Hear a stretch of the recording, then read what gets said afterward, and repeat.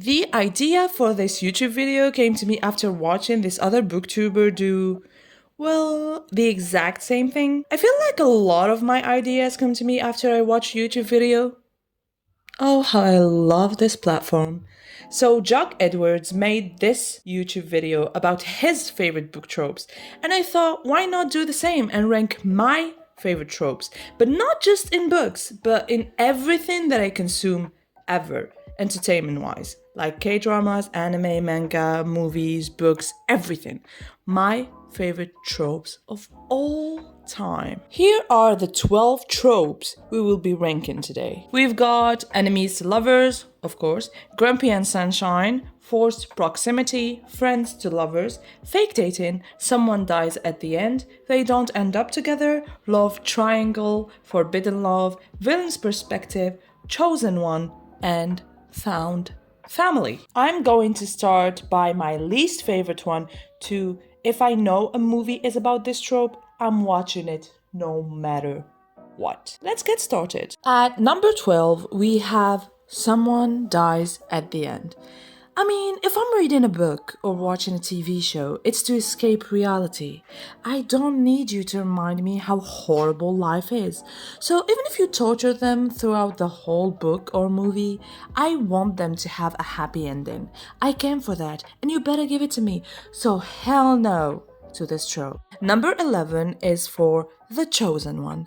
I mean, this one is always the same. Hey you, there is this thing that only you can do. It's you. No one else can do it but you. You have to do it. It's your destiny. It's so unrealistic because in real life, if you can't do something, somebody else will. Don't flatter yourself. Also, in these kind of movies or TV shows, the chosen ones always start by being like, I don't want to be in the spotlight. I don't want to do it. I just want a normal life. But they end up doing it at the end every single time. It's too predictable for my taste. At number 10, we've got forbidden love. Okay, so most people who say they love this trope is because they read fantasy books. And it's always because the families have different kingdoms and they are at war with one another. And that gives it some kind of aphrodisiac. And I get that. It sounds fun, but I just don't like it. If it's forbidden, there is a reason, and I've never really watched or read a forbidden love that was tasteful, so maybe that's why. And number 9 goes to love triangle.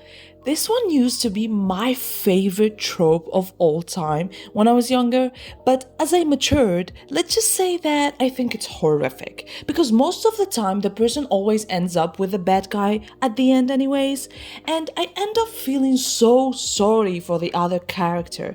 And there's no happy ending for everyone because in those kind of stories, there's always one loser. So I really hate them now. Yay to maturity and less toxicity. And I think it's because of Korean dramas and mostly because of True Beauty. If you know, you know. Number 8, villain's perspective. Villain's perspective is at number 8 because I would love to read or watch something from the villain's perspective. I've never really read anything like that, except I don't know if this counts, but in the Shadow Me series, I read Warner's point of view on certain things, and I thought that was really insightful to see why they do what they do, and that was in the Shadow Me series. So if I read another book from the villain's perspective, I'm sure I'm going to like it. So for now, it's at number 8. At number 7, we've got fake dating. Way too predictable. Like when you get into this, you always know what's going to happen. They're going to fake date and then they will end up together. It's always the same plot.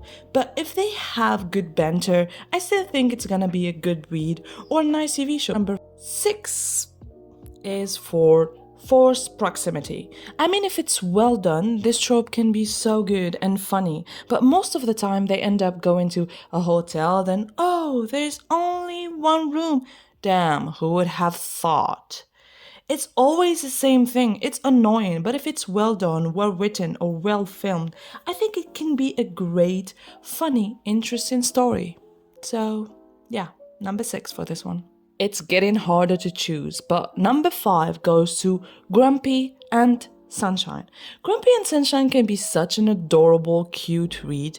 Seriously, I think that the best banter, the best character interactions I've ever seen or read were by someone grumpy and someone else who was like Sunshine, like the complete opposite.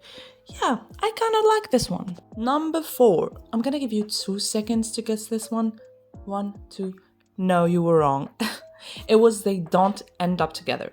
I mean, this is high in my list because I have watched so many movies, K-dramas, TV shows.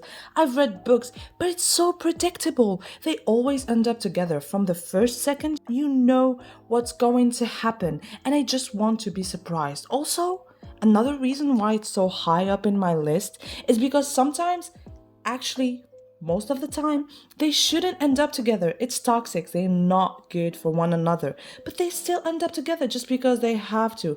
And I don't like that. Top 3, here we go. Number 3 goes to Found Family. I just think that this is so wholesome. It's so nice because most of the characters have toxic families and then they end up realizing that family is more than just blood. And they create their own safe haven. I think it's so cute, so it totally deserves its place. The silver medal goes to Enemies to Lovers. Before you start judging me, listen to me. But come on, enemies to lovers are the best, seriously. But we need to be clear about something. The guy or the girl need to have boundaries. Because if they go overboard and they become toxic, that's a hell no for me. Sometimes the author takes it a bit too far where you end up hating the characters together. You start thinking, I don't want her to end up with him or vice versa because they are too bad for one another. The relationship is too toxic for them to be together now. If it's well written, it can be the best thing ever. I just love that. How they tease each other. This trope ends up having the most passionate stories. So as long as it's well written, great banter, I'm all in. And the gold medal goes to Friends to Lovers. Yeah, my number 1 is Friends to Lovers, and my number 2 is Enemies to Lovers. Do you have a problem with that? That's what I thought. I really enjoy stories where they are friends and they end up together in the end after having lived through everything together, especially if they are childhood friends. All the Korean dramas that I watch with this trope are my absolute favorites because they never actually hurt each other. So yes, 100 times yes to this trope. Friends to Lovers, they are the absolute best. So that's it for today. I really hope you enjoyed this video. Tell me what you thought about my list and comment yours down below. And thanks to Jack Edwards for the idea. I really hope you liked it. I had so much fun making it. I hope to see you in the next one. Bye bye.